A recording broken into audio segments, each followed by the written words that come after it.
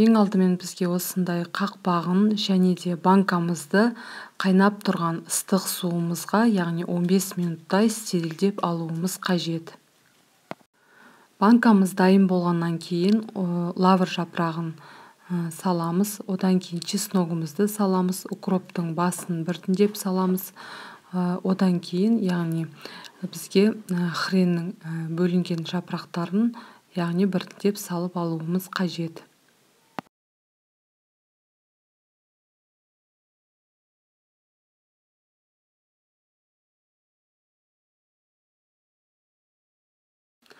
Ары қарай домалақ қара бұрышымызды салып аламыз.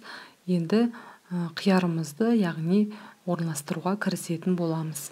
Қиярымызды қатты алшақ қылмай, яғни бір-біріне жақын етіп, барлығын банкамыздың ішіне салып шығатын боламыз.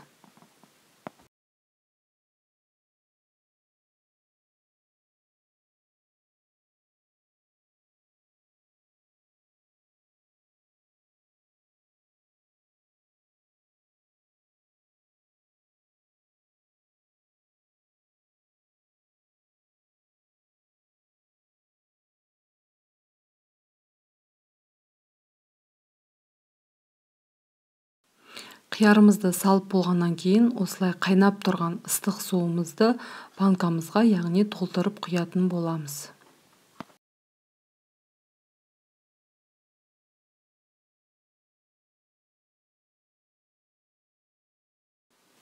Қайнап тұрған ыстық суды, яғни 2 рет 15 минуттан құйып, яғни төгетін боламыз.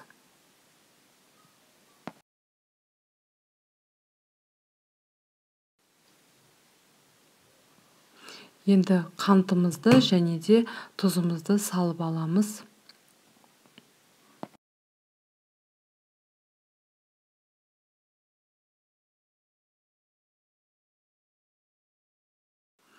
Салып болғаннан кейін қайнап тұрған ыстық суымызды, яғни толтырып құятын боламыз.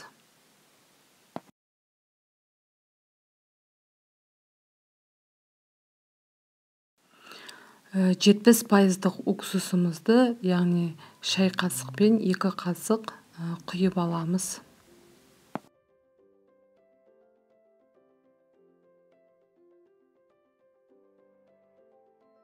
Қақпағын жауып, яғни қақпағын толықтай ашылмайтындай, яғни өзіміз жейтін кезде бірақ ашатындай етіп, қақпағын жабуға кірісеміз. Яғни қақпақ жапқышпен осылай айналдыра отырып, сағат тілімен, яғни айналдыра отырып, қақпағымызды толықтай бұрап жабатын боламыз.